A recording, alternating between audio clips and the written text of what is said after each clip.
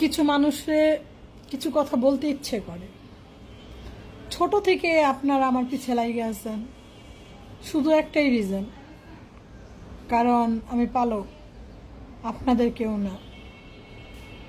আচ্ছা ধরলাম আমার পিছে লাগছেন, আমার সাথে শত্রুমি করতেছেন, মানুষের কাছে যে আমার নামে বদনাম করতেছেন, তাতে কি লাভ হবে বলেন তো? আমার কিছু হবে? আমার কিছুই হবে না। কেন জানেন?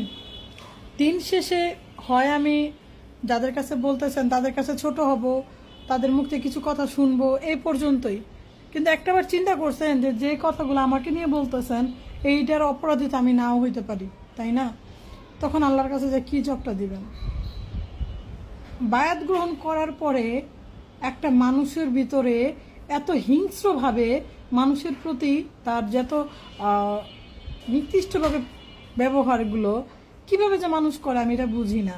তার একটা মহিলা মানুষ হইয়া সে এত সুন্দর একটা গুণী ব্যক্তির কাছে বায়াত, তারপর সে মানুষের কাছে যাইয়া কান কথা বলে, চোখলামি করে। কেন রে ভাই, আপনারও তো মেয়ে আছে 4টা, তাই না? থাকেন না তাদের নিয়ে ভালো, আমার নিয়ে কেন? সে ছোট থেকে আপনি আমার পিছে বাইজে আছেন, আপনি প্রতিটা বিষয় আমার স্মৃতিগুলো এখনো মনে পড়ে।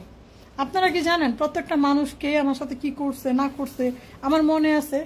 মানুষগুলোর সামনে গেলে না কথাগুলো মনে হয়, মানুষগুলোর কাছে গেলে না সে ঘটনাগুলো মনে হয়, মানুষগুলোর দেখলে না মাঝে মাঝে চিৎকার করে কান্না করতে ইচ্ছে করে যে কেন আমি একটা অ্যাজ একজন পালক এই জন্য আপনারা আমার সাথে এমন করেন।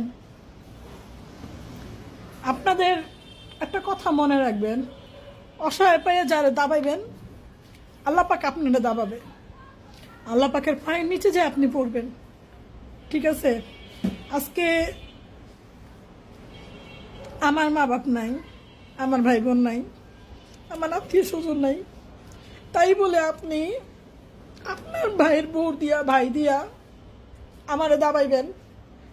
আচ্ছা দুনিয়াতে আমারে দাবাই গেলেন, এটাই তিনি হিসাবে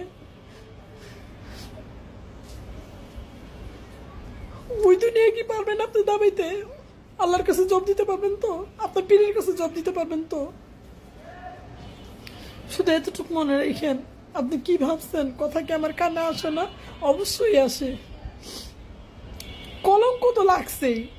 এখন আপনারা যদি আমার নিয়ে অনেক হেনস্থা করেন, হয়তো বা আপনাদের সাথে আমি পারবো না, কারণ আপনাদের বড় লোক ভাই আছে, আপনার একটা বড় লোক ভাই আছে, তারে দিয়া তার বুড়ো দিয়া আমার হেনস্থা করবেন, করেন, কোনো প্রবলেম নাই। আমি কি করব জানেন? ওই যে আমার একজন আছে তার কাছে বিচার দিয়ে রাখবো।